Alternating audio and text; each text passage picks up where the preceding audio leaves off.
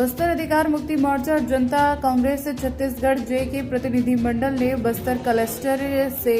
मुलाकात कर जिले में निजी संस्थाओं द्वारा संचालित सुपर स्पेशलिस्ट अस्पतालों की कार्यप्रणाली की जांच की मांग की। प्रतिनिधिमंडल ने आरोप लगाया कि अस्पतालों में इलाज शुल्क और सुविधाओं को लेकर कई तरह की अनियमितताएं सामने आ रही है, जिससे आम मरीजों को परेशानियों का सामना करना पड़ रहा है। उन्होंने कहा, स्वास्थ्य सेवाओं में पारदर्शिता और जवाबदेही सुनिश्चित करने के लिए प्रशासन को निष्पक्ष जांच करानी चाहिए। कलेक्टर से मांग की गई कि दोषी पाए जाने पर संबंधित संस्थाओं के खिलाफ सख्त कार्रवाई की जाए। जय बस्तर साथियों, आज जो है बस्तर अधिकार मुक्ति मोर्चा और जनता कांग्रेस छत्तीसगढ़ जे के प्रतिनिधिमंडल ने जिला कलेक्टर से मुलाकात की। विषय था बस्तर के अंदर में सुपर स्पेशलिस्ट हॉस्पिटल जो निजी संस्थान के द्वारा संचालित किया जा रहा है उसकी अनियमितताओं की जांच की मांग को लेकर।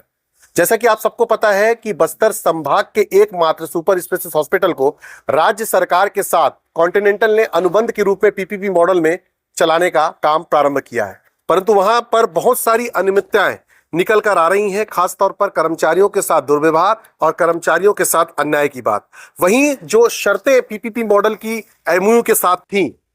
उन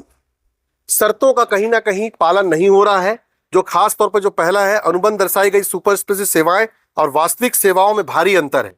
cath lab, DM, cardiologist, CTVS specialist, neurophysician, जेस्टो मेडिसिन जैसी आवश्यक सेवाओं का अभाव है। छत्तीसगढ़ मेडिकल काउंसिल में अपंजीकृत और विजिटिंग डॉक्टर के माध्यम से संचालन, पीपीपी अनुबंधों की शर्तों के विरुद्ध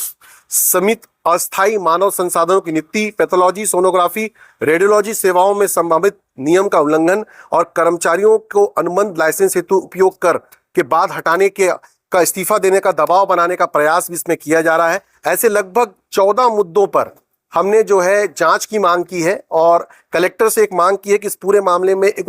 उच्च स्तरीय जांच कमेटी गठित की जाए, जिस पर इस पीपीपी मॉडल के तहत संचालित जो है अस्पताल का जांच हो। खास तौर पे ये प्रकरण इसलिए महत्वपूर्ण हो जाता है क्योंकि कल अखबार में इस बात की खबर छपी है कि एनएमडीसी के द्वारा 25 करोड़ रुपए अगले 5 साल तक सालाना मदद